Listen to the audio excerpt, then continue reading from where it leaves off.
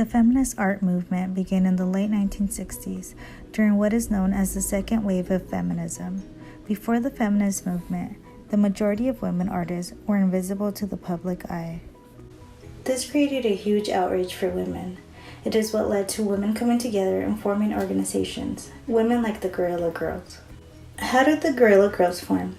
They formed out of anger and unfairness that women were facing at the time. In 1984, the Museum of Modern Art in New York held a survey exhibition in which they considered to be the most important art of all time.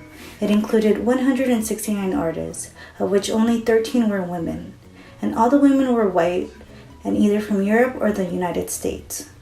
Who are the Guerrilla Girls? The Guerrilla Girls are all artists that keep their identity a secret and instead use the names of dead artists. Artists such as Frida Kahlo, Alice Neel, and Alma Thomas, all while hiding their identity with a gorilla mask. In 1986, the Guerrilla Girls decided to send a message to all the well-known art collectors. They sent the following poster. Dearest interview, it has come to our attention that out of 69 interviews you ran last year, only 2 of the interviewers and 6 of the interviewees were women of color. We know that you feel terrible about this, and we will rectify the situation immediately. All our love, Guerrilla Girls. It wasn't until 1989 that the Guerrilla Girls decided to incorporate images into their art. Before that, it was only mainly text. This artwork was originally designed with the intention of it being a billboard for the Public Art Fund, and it pokes fun at one of the most famous nudes in art, Ingres La Grande Odalisque. The purpose of this image was to embarrass one of the art world's most honorable institutions, but it was rejected, and so they went with another plan. They decided to rent advertising space on New York City buses, and that lasted until the bus company canceled their lease. It was because they felt that their art was too offensive and in poor taste. They repurposed the poster to show everyone that the Met lacked the proper representation of women.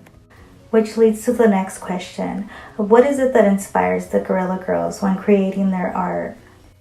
Statistics, making outrageous statements, and humor are all what they take into account when they make their art. But the question that everybody wants to know is, are the Guerrilla Girls making a difference in the art world? They stated in an interview, when we began, no one wanted to admit that they were discriminating women or artists of color. Today, museums are working towards more inclusion. The simple poster uses black, white, and red writing to break down the how many women had one-person exhibitions at NYC museums between 1985 through 2015. The poster clearly shows that not much has changed and that the numbers have only increased by 1 in the last 30 years. But after 30 years, the Guerrilla Girls, who have fought so hard for gender and racial equality in the art world, received a small victory when in 2014, the Whitney Museum of American Art acquired the group's portfolio of 88 posters ranging from 1985 to 2012.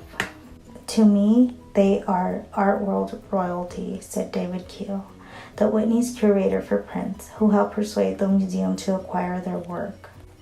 Members from the Guerrilla Girls have fluctuated over the years. In total, they've had 55 members. Some have stayed for a long period and some only a few weeks. Women have left because they wanted their art to be recognized under their own names, and others left because they simply wanted to seek a whole different career. They have done over 100 projects all over the world. Their movement is growing, and they hope to keep making progress in the art world with their posters, banners, and exhibitions.